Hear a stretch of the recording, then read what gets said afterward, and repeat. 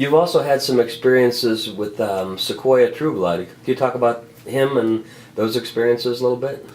Sequoia is an amazing man, but he holds a space that allows me to dive into, how do I want to say this? Allows me to dive into my feminine, if that makes sense. So the unknown, the curviness of life. Like I was looking at a snake a few weeks ago, this huge bull snake, the ones that eat rattlesnakes, and it's just moving, and I see the way it's moving. I get it. That's why people are afraid of snakes. It's curviness, it's unpredictability, it's the unknown of what's going to happen, right? And he gets me in a space where I'm okay with that, which is going to be huge for Peru, right?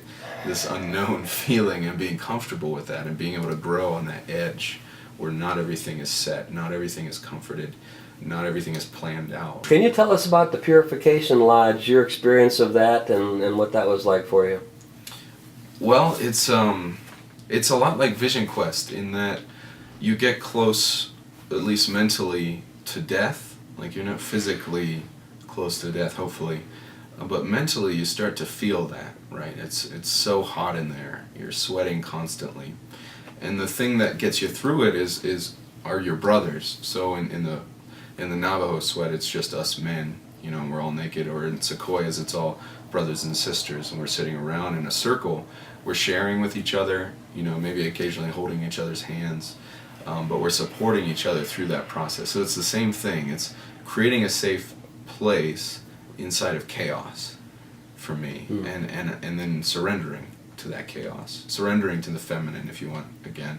They talk about death and rebirth, but that's really what it is. It's this mental, emotional process that you go through where you give yourself up to something scary and you say, I'm going to trust it, right?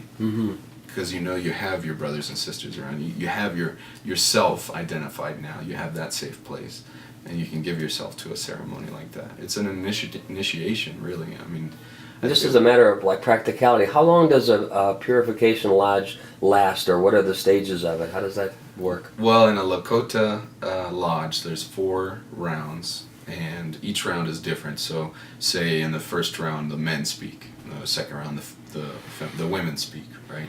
The third round, we all sing something. It's all, a different theme for each round. And as far as time, that's a little iffy, because sometimes it seems like time passes in a different way in there, and you get out and it's been like 4 hours. Sometimes it's only been a half hour. It's just like time passes in a different way. You go with what happens. Again, the feminine, the curviness of life, going with the flow. Whatever's happening in there for these people, you kind of have to go with it. Maybe people are not feeling well. Maybe they need to get out, so they say, hey, I must exit the sweat. And so they let them out, and maybe you go a little faster. Or maybe people are really enjoying it and diving in further and telling their story in there. So then you give them that time and space. And honestly, Jim, that's the thing that's been a great lesson in the Ecopsych program. Because as I've progressed, I've gone from the person being facilitated to the facilitator. And the biggest lesson with that is going with what happens.